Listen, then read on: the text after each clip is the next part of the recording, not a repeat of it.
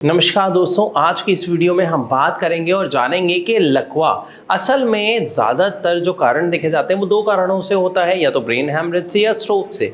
लेकिन क्या इसके अलावा भी कोई कारण होता है? तो उसका जवाब है जी हाँ, बिल्कुल होता है।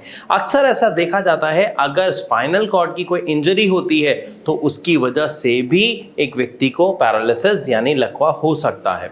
अब असल में इसमें होता क्या है या किस कंडीशन में ये होता है, मैं आपको समझाता हूँ। जो हमारी रीढ़ की हड्डी होती है, जहां पर भी आपको इंजरी होती है, उस इंजरी से नीचे वाला हिस्सा काम करना बंद कर देता है। एग्जाम्पल लेते हैं कि अगर गर्दन के ये जो स्पाइनल कॉर्ड है, यहाँ गर्दन के हिस्से में अगर इंजरी हो गई है तो गर्दन से नीचे वाला जो हिस्सा है वो काम करना बंद कर देगा। और अगर आपके स्पाइनल कॉर्ड के यहाँ बीच में कमर में मान लेते हैं कोई इंजरी हो जाती है तो कमर के नीचे वाला हिस्सा काम करना बंद कर देता है। ये तो हमने जाने कारण। अगर ऐसा कोई केस आता है, यानी किसी पेशेंट के साथ अगर ऐसा होता है कि उनको स्पाइनल कॉर्ड में इंजरी की वजह से पैरालिसिस हो जाता है, तो उनका सवाल होता है कि क्या यहाँ पर रिकवरी पॉसिबल है या नहीं, और अगर है तो कैसे और किस हिसाब से। मैं आपको समझाता हूँ। जब किसी भी व्यक्ति को पैरालिसिस होता है स्पाइनल कॉर्ड में इंजरी की वजह से, तो किस तरीके के साइन एंड सिम्टम्स को आप देख के ये जान सकते हो कि उस व्यक्ति के अंदर रिकवरी पॉसिबल है।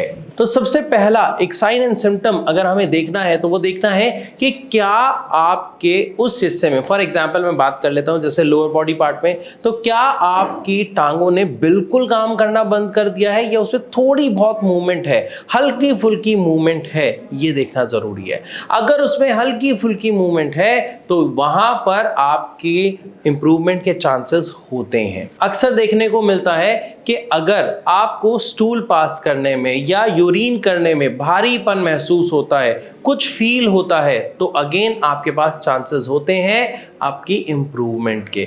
हो सकता है कि उस पर आपका कंट्रोल नहीं होता, स्टूल पास हो जाता है, यूरिन निकल जाता है, लेकिन जब वो निकलता है तो आपको फीलिंग आती है, एक एहसास होता है, एक भारीपन का एहसास होता है, तो वहां पर आपके इंप्रूवमेंट के चांसेस काफी ज्यादा बढ़ जाते हैं।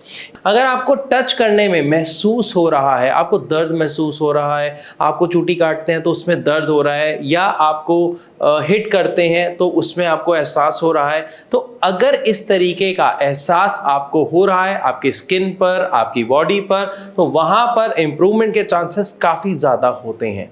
लेकिन इसी के दूसरी तरफ अगर हम बात करते हैं कि अगर इनमें से कोई भी साइन एंड सिम्टम आपको देखने को नहीं मिल रहा है, तो यहां पर एक ऐसे पेशेंट को जिसको पैरालिसिस हुआ है स्पाइनल कॉर्ड की इंजरी की वजह से, ठीक होने के चांसेस लगभग न के बराबर होते हैं।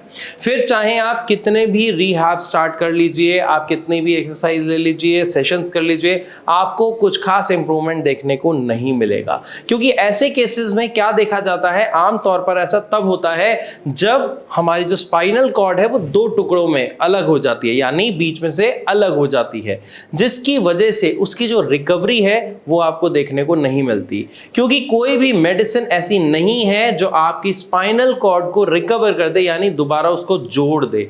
आपकी जो मेडिसिन है वो इंप्रूवमेंट लाती हैं, लेकिन किसी टूटी हुई चीज को जोड़ती नहीं है।